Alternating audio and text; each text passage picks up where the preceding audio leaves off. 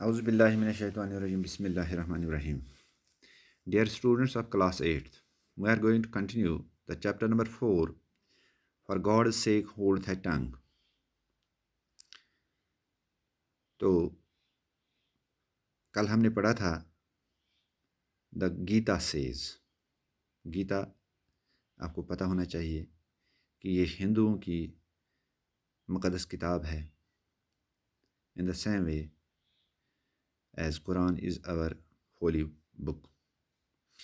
इससे पहले मैंने आपको बताया था कि 4 आसमानी किताबें हैं जिनमें तौरात, ज़बूर, इंजील और कुरान है। तो गीता चूँकि हिंदुओं की किताब है, मुक़द्दस किताब है, इसी तरह से आज हम गुरु ग्रंथ साहब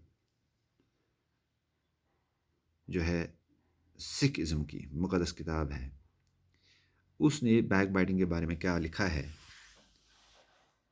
उसके बारे में आज हम पढ़ेंगे। Likewise, the Guru Granth Sahib says, the slanderer carries the great burden of sins. Without payment, he carries load.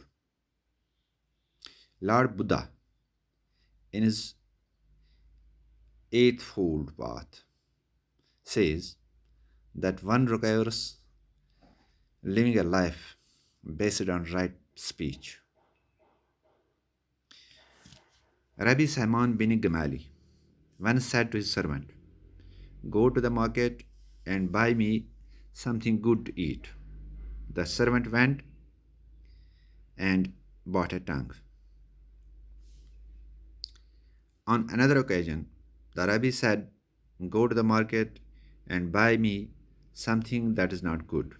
The servant went and bought a tongue once again. This time, the Rabbi said to him angrily, "What does this mean?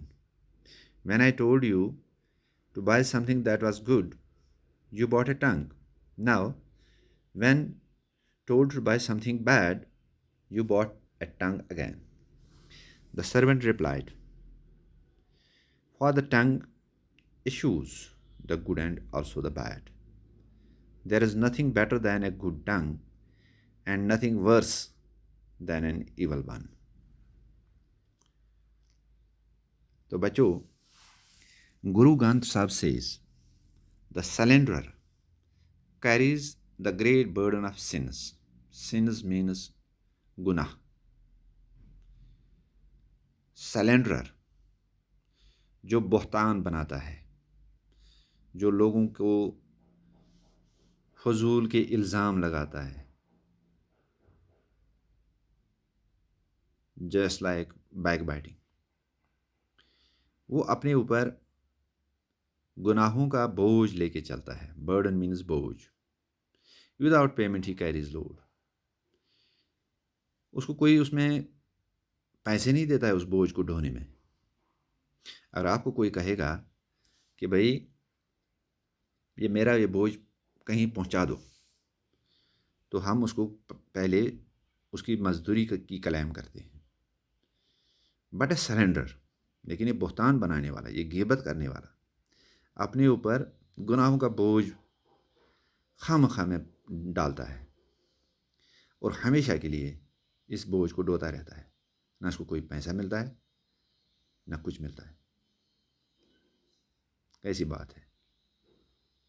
Lord Buddha in his 8th fold path says, Lord Buddha जो है, ये Buddhism का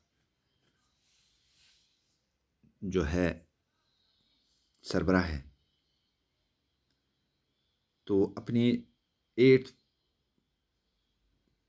fold path से मैं कहता है, 8th fold path यानी अपनी 8वें चैप्टर में बताता है that one requires living a life based on right speech.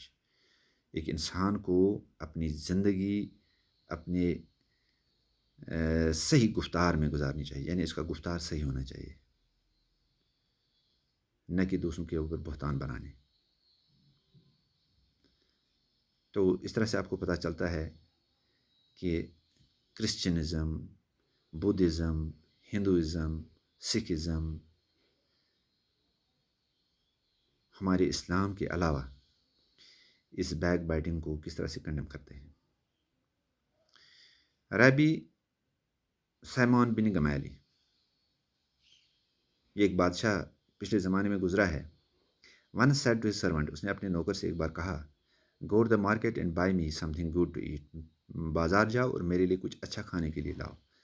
The servant went and bought a ٹنگ، بادشاہ یہ نوکر گیا اور اس نے ایک زبان لائی، کیونکہ جانور جب ذبح کیا جاتا ہے تو اس میں بھی زبان ہوتی ہے، تو اس نے وہاں سے وہی زبان بادشاہ کو لا کے پیش کی۔